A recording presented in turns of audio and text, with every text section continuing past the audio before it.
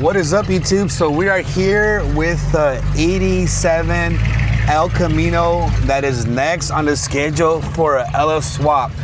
Now, before you get started with your LS swap, there's a few things we got to cover. So let's go ahead and talk about it, guys. All right, guys, so I'm planning to do a full LS swap, and that includes the engine and transmission. But before we get started, there's a few things that even if you're planning to do LS swap, that we got to get started or even like decide on what we're gonna do before we pull the engine out. That way this will save you some time, save you some headache, maybe some money. So let's go ahead and talk about it, guys. All right, so as you can see, this is a carbureted engine. So what's the difference between carbureted and fuel injected? And let's get even into throttle body injection, which is right in between when they were switching over from carbureted to fuel injected. So right off the bat, it's mainly a fuel thing, and obviously the way the fuel is delivered into the engine. So whenever you have a carbureted engine, you're dealing with less fuel flow and definitely less pressure. Most of these pumps are mechanical. For example, you can see ours is right there. So they get driven off the engine. And the mechanical pumps usually run between 6 to 7 PSI, pounds per square inch of pressure, which is a lot less than an LS engine. An LS engine runs around 43 to 60 PSI. So right off the bat, we can't use a fuel pump. We can't use the same fuel pump. Obviously, we're not transferring that fuel pump over to our LS engine. So what do? All right, well, if you're gonna run the same fuel tank that you already have, you're gonna need an external fuel pump. So obviously that's not in the fuel tank, so that is an external fuel pump, but you need one that is able to suck out more fuel, pressurize it to around 60 PSI, and then send it off to the fuel rail to get injected with the injectors. Now, in between carbureted and port fuel injection or fuel injection, there was throttle body injection. So throttle body injection was similar to carb style injection in that it looked like a carburetor, but the main difference is that instead of on a carburetor, you usually get sucked in, the fuel gets sucked in through a Venturi effect. So the fuel just sits at the carburetor and then it gets sucked in. On throttle body injection, which this does not have, there's a carburetor. They actually have the injectors in here. You can either have 2 or 4, and they actually are like injectors, but they're here instead of at the rails. So they're here and they squirt fuel into the engine. So the benefits of that was that you were able to control it. The computer was able to control how much fuel was getting injected, versus on this, the way you control it is just by turning screws and setting up the carburetor correctly. So that was a benefit, obviously, for emissions. Maybe you didn't really get much more power out of it, but again, back in the 80s when this came out, people weren't really focused on power. They were more focused on emissions. So that's why they went from carbureted to throttle body injection. So if you do have a throttle body injection vehicle, your fuel pump, it does have the higher pressure. It runs at around 55 PSI, maybe 50, but it doesn't have enough fuel to feed all the different injectors on the LS engine. It only has enough fuel to feed either 2 or 4 injectors up here. So if you have a throttle body injection vehicle, you can't run that fuel pump. If you try to run that fuel pump, you're gonna end up running out of gas once you start accelerating. It'll idle fine, but once you jump on the freeway, give it some gas, you're gonna lose fuel. Fuel pressure's gonna drop. So then you're gonna figure out, hey, why does my fuel pressure keep dropping? Well, it's because your fuel pump can't flow enough fuel to feed your LS engine. So one of the first things you have to decide before you pull the engine out is, hey, am I gonna run an in-tank fuel pump, which means I need a new fuel tank for the back, or am I gonna run an external fuel tank, or external fuel pump, I mean. So if you're trying to save money, obviously keep the fuel tank, run that fuel hose that comes out from there to the front, run that to an external fuel pump, put in a 100 micron filter before, put in a 10 micron filter after, or you can run the Corvette fuel filter regulator if your fuel pump is only gonna flow around 240 liters per hour. And that's it, you're done with the fuel system. Keep the fuel tank, run an external fuel pump, put a filter before it to protect the fuel pump, put a filter of the Corvette filter after it, run your hoses to the front, and you're done with the fuel system. Now, next thing you gotta think about is, how am I gonna do my radiator? Obviously, this was a mechanical fan that cools off the radiator. You could either keep that radiator and just bolt on an electric fan. Now, the good thing with the LS engines is that the actual computer that controls the engine is going to control your fans if you run electric fans. So you can wire it up. There's plenty of stuff you could Google to figure out how you want to do your setup, but you could keep your original radiator, throw on a fan, and have the computer control the fan when it comes on. Obviously, I believe the truck engines did have something like this where they ran a mechanical fan, but trying to get the shroud to fit and everything else is going to be kind of complicated. So the best thing to do is get a good quality fan. I recommend Spall. Put a quality fan on your stock radiator, and then boom, you got that covered. Your cooling system's covered. Or you could go aftermarket if you want.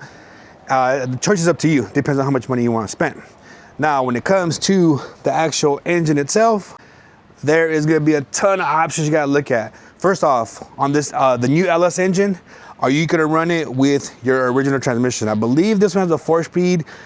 Pretty much anything that's carbureted, your transmission is going to be non-electrical. So what does that mean? That means the way it shifts is either controlled by a throttle valve, which you'll have a TV cable coming up to the front of the carburetor, or it's going to be controlled by vacuum, which you'll have an actual vacuum modulator that senses the load and tells you when to shift. But it's going to be controlled mechanically, not electronically, like on the 6L80E and 4L80E transmissions. Wait, 4L60E and 4L80E transmissions. Those are electronic transmissions. That's what the E stands for. So if you're going to run your original transmission that's on the vehicle, the benefits of that will be the shift linkage will be the same, so you don't have to worry about that. You will have to get probably a flex plate that attaches to your engine, and that a converter that attaches to that, and make sure the converter and the flex plate are interchangeable. Now there's tons of different options, guys, so I can't cover them all here, but this is just stuff to think about in your swap. Like, am I going to keep the original transmission? If you keep the original transmission, another benefit besides the linkage is that your speedometer is going to work. If it's working now, it's going to keep working, and you shouldn't have to worry about it.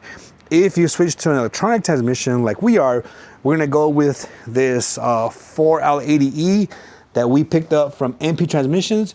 If you go with that, your speedometer is not going to work on that anymore. You would need to get some kind of I believe they have like an electronic sensor that will convert that signal into a spinning signal, because these older gauges are cable driven. So like an actual little cable that spins the speedometer. So you need to get something that has a motor that will convert that signal to spin a cable to turn your instrument cluster speedometer in there. So that's another thing to think about. If you're gonna go with Dakota digital gauges, don't worry about it. You can run an electronic transmission. That will pair up perfectly with your speedometer. You don't have to worry about that. All right, so since we're talking about the speedometer and your instrument cluster, if you're gonna keep the OEM stuff, one thing you need to do before you pull out your original motor is figure out where all your sensors are at. So for example, here's my cooling sensor that's probably not working because it's not hooked up. Actually, I'm sorry, there's a wire right there, but it's still not hooked up. So you need to find out all the sensors that are hooked up to your engine that are displayed in your instrument cluster. Now this is assuming your instrument cluster works. So you'll have like coolant temp sensor, you might have like a gauge that tells you your voltage. You obviously, a speedometer, you might have a tachometer, and you might have like an oil pressure sensor. Like all those stuff, all that stuff in there, the gauges works off of sensors. So you have to figure out where your sensors are at, where they're getting the input at, if you want them to keep working. So obviously we already covered the speedometer. Next is gonna be your coolant temp sensor. So find out where that's at. Ours is right here. When you pull the engine out, you're gonna wanna mark that wire and say, hey, this is my coolant temp sensor. And then you're gonna need to get the same sensor with an adapter and put it into your LS engine. Now, if it's a coolant temp sensor like that one right there, the easiest place to put it is gonna be right here.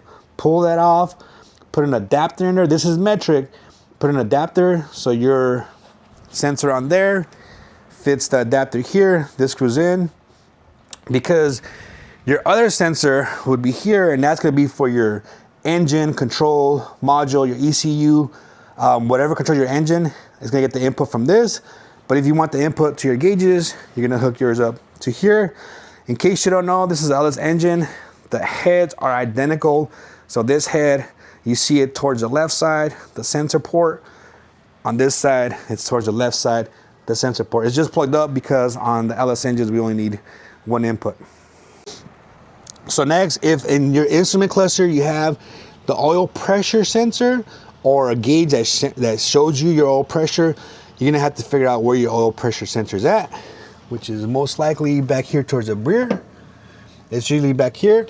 Once you figure out where it's at, mark that wire, and then figure out exactly what sensor that is. I recommend replacing them anyways. So go to your auto parts store, pick up an oil sensor for your vehicle. So for us, it's gonna be 87 El Camino. We're gonna get that oil pressure sensor, and we're gonna attach it to this engine here. So we're gonna figure out what thread that is, and we can either put it here, or they make these cover plates here that you could put it, screw it in here.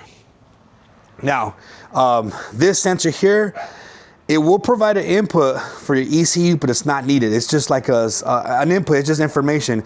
It doesn't use it for anything. It doesn't use it to protect the engine.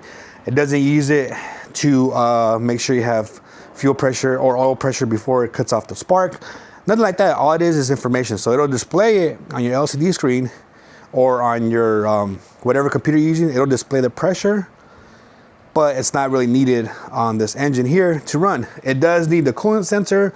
It does need other sensors, but that one is one that you do not need. So if you want to put your oil pressure sensor from there on here, so your stock gauges work, you can do that. All right, guys, so let's recap before this video gets way too long. This is just an intro video telling you what to expect before you even pull your engine out, before you even start your LS swap. So right off the bat, we got to figure out our fuel system. How are we going to do it? Internal fuel pump, external fuel pump, keep the tank, whatnot.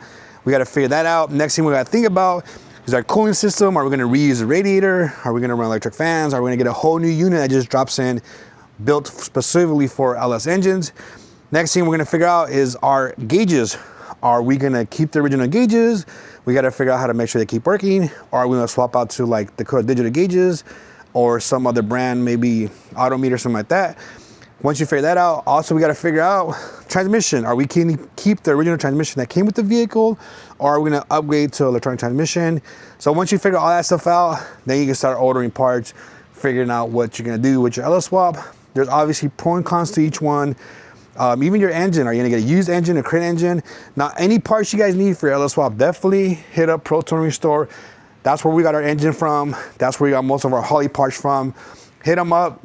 Now, don't forget, guys, if you are a subscriber on my Instagram, Pro Tooling Restore will give you discounts on anything you need, including your crate engines, your intakes, freaking fuel tank, fuel systems, whatever you need, fuel pumps, brackets, whatever you need.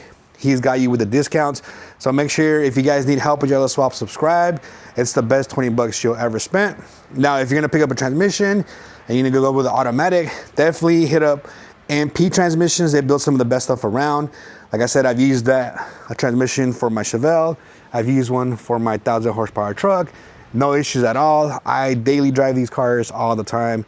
They've been to LA, they've been everywhere. So if you want a dependable automatic transmission, go ahead and hit up MP Transmissions. So once you figure out what direction you want to go and start ordering parts, the next thing we're going to do on the next video is start marking all the wires. We're going to pull this engine out.